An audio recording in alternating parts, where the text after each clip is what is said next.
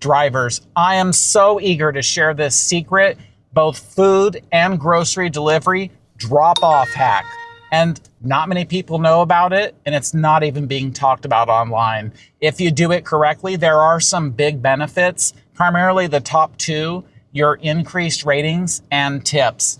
And yes, it does involve this food delivery bag. And obviously it could be a food delivery bag from any other company as well. I also want to mention this secret involving this bag does not take any extra time than you're already doing the drop off. Okay, maybe 3 to 5 seconds, but is that worth increased ratings and tips? I personally think so, but you be the judge of that. Go ahead and try it out for yourself and just test it out for a couple weeks and see what you think. I'm sure you're wondering, are there other ways of doing food delivery? What other secrets are there?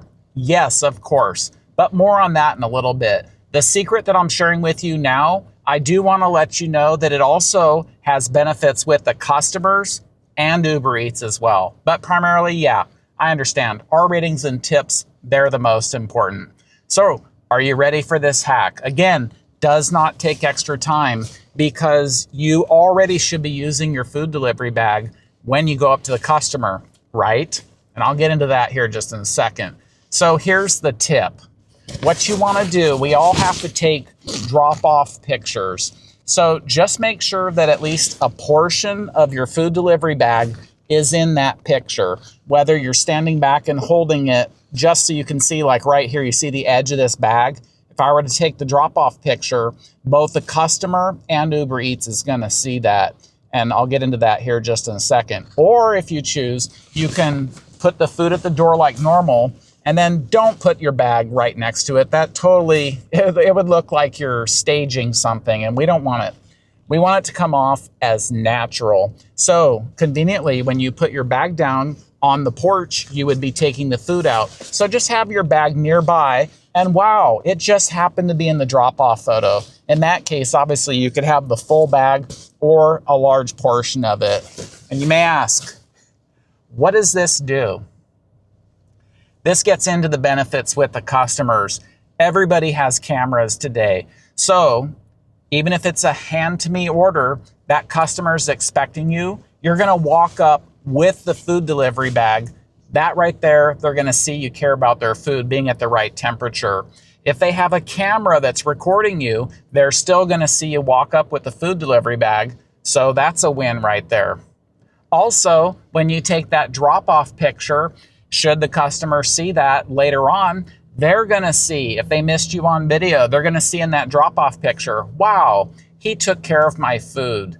And how is this gonna help you? Obviously, the customer's gonna be doing your ratings and tips. So right there, that's such an easy thing. You're already doing the work. How much time? 3 to 5 seconds to do that? Now, another benefit is with UberEats. Should they ever have a problem with the customer complaining that their food wasn't cold or hot like it should be, they're already going to have the evidence there. You're front-loading evidence with that drop-off picture that UberEats can see, wow, they're using a food delivery bag. So that gives you credibility knowing that you did what you're supposed to. Before I continue, please take the time to share in the comments right now. How else do you think this technique is going to help you? And then later on when you've tested it, come back and put your findings in there.